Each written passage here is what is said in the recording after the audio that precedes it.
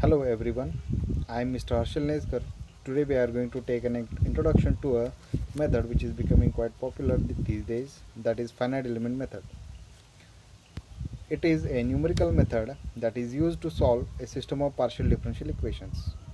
It reduces PD system to a system of algebraic equations that can be solved by using traditional linear algebraic equations. These are the general steps of FEM which we are going to discuss with an example. So let's take an example of a bar which is subjected to a applied force at one end where a field quantity is assumed as displacement. As per the first step of FEM, the domain of field quantity, that is displacement, is divided into number of subdomains. This process is also called as discretization, where infinite number of degrees of freedom problem is converted into finite number of degrees of freedom problem by dividing domain into number of subdomain quantities. Let's now select a displacement function for one-dimensional body as per the Pascal's triangle.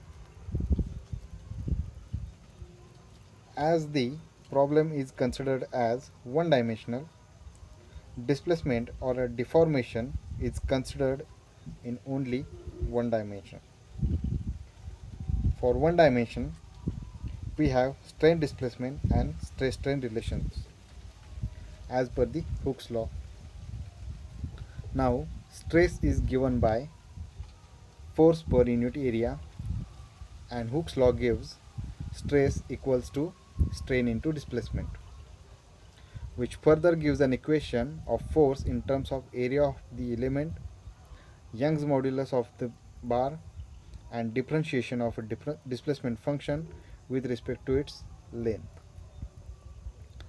There will be two equations for differentiation for one element. On combining them, we can get element stiffness matrix as shown in the slide. Now, we will assemble all the element matrix equations of all the elements which are derived for all the subdomains to form a global stiffness matrix equation, which can be further solved for unknown degrees of freedom, that is displacement, which further can be used to calculate all the stresses and strains on the bar. Now again, let's see the finite element procedure. First, discretize the domain into finite number of subdomains.